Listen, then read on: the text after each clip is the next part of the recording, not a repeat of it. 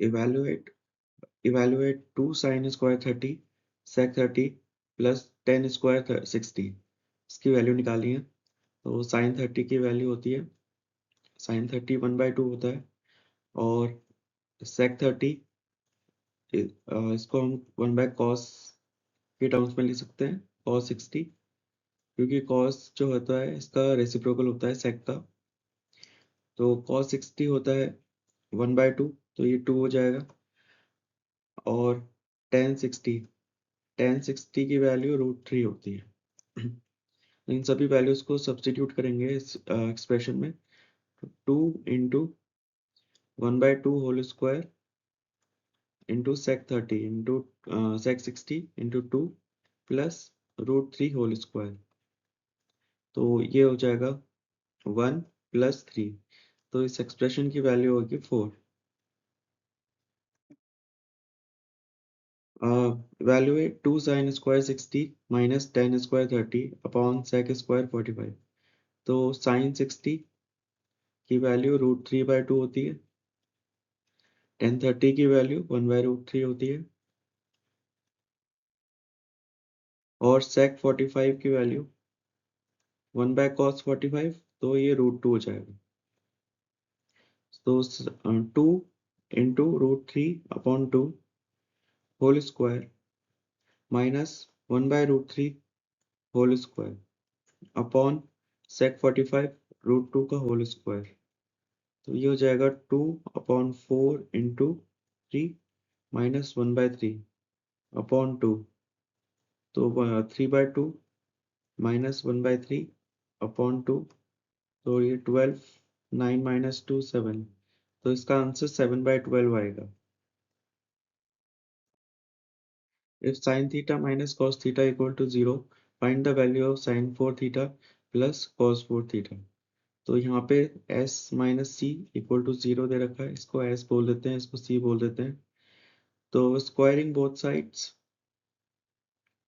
तो ये हो जाएगा s square plus c square minus 2sc equal to 0।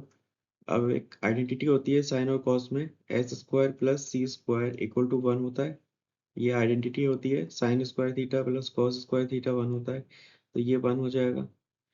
तो माइनस 2sc, तो यहाँ से sc की वैल्यू आ जाएगी 1/2। ये पहली इक्वेशन है। अब sine theta plus cos theta, इसका अगर होल स्क्वायर लेंगे हम,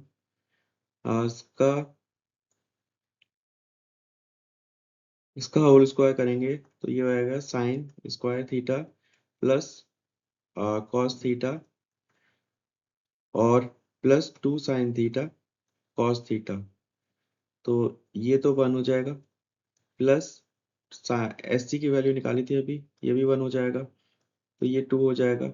तो sine theta plus cos theta की वैल्यू √2 के बराबर होगी। तो ये दूसरी इक्वेशन आ गई। हमें ये वाली टर्म इसकी वैल्यू निकालनी है। तो let sine square theta plus cos square theta, इसका होल स्क्वायर करेंगे तो ये हो जाएगा sine 4 theta plus cos 4 theta plus 2 sine square theta plus cos square theta, तो ये 1 हो जाएगा, ये 1 हो गया।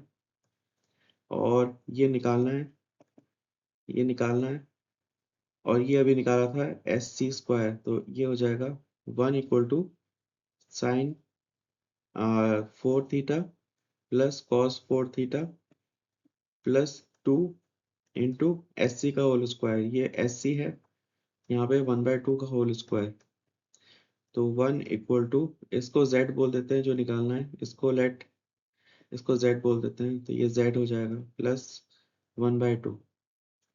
तो z की वैल्यू आ गई 1/2 के बराबर। तो इस एक्सप्रेशन की वैल्यू है 1/2 के बराबर, 1/2 के बराबर, इसका आंसर जो है हाफ के बराबर होगा, हाफ इसका आंसर है। Find the value of x की वैल्यू निकालनी है, और एक्सप्रेशन दे रखा है। तो cosec होता है साइन का इनवर्स, साइन 60 की वैल्यू √3/2 होती है, tan 30 1/√3 होता है, और ये साइन 30 का रिवर्स होता है, रेसिप्रोकल होता है। साइन 30 अगर 1/2 है तो कॉसेक 30 2 होगा। तो ये हो जाएगा 2 इंटू 4 प्लस एक्स, इसका स्क्वायर करेंगे तो into 3/4 minus 3/4 into 1/3 equal to 10।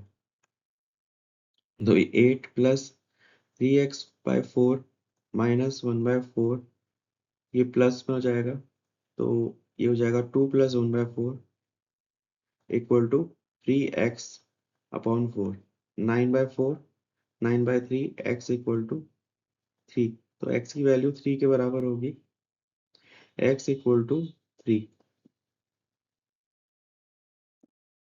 Find the value of acute angle theta. तो थीटा की वैल्यू निकालनी है। तो यहाँ पे कॉम्पोनेंटो डिपेंडेंटो का यूज करेंगे। कॉम्पोनेंटो एंड डिपेंडेंटो मतलब ए, कोई भी एक्सप्रेशन है a/b, तो ऊपर डिनोमिनेटर को ऐड करेंगे और नीचे सब्ट्रैक्ट करेंगे। तो ये कॉम्पोनेंट और डिविडेंड होता है। तो यहाँ पे cos theta minus sine theta plus denominator cos theta plus sine theta upon फिर से numerator cos theta minus sine theta minus denominator cos theta plus sine theta. Similarly RHS में भी ये करेंगे 1/√3 प्लस 1 प्लस √3 डिनोमिनेटर है ये, और नीचे न्यूमरेटर माइनस डिनोमिनेटर √3 प्लस 1। तो यहाँ से ये कैंसिल हो जाएगा और यहाँ से कॉस कैंसिल हो जाएगा। तो ये हो जाएगा cos theta upon sine theta minus में आएगा इक्वल टू ये 2, और यहाँ से 1 कैंसिल हो जाएगा तो ये -1/√3। तो यहाँ से माइनस कैंसिल हो जाएगा तो टेन थीटा की वैल्यू यहाँ से आएगी √3 के बराबर। तो टेन थीटा √3 कब होता है? जब थीटा की वैल्यू 60 के बराबर होती है। तो यहाँ से थीटा की वैल्यू आ गई 60 के बराबर, थीटा इक्वल टू 60 डिग्री।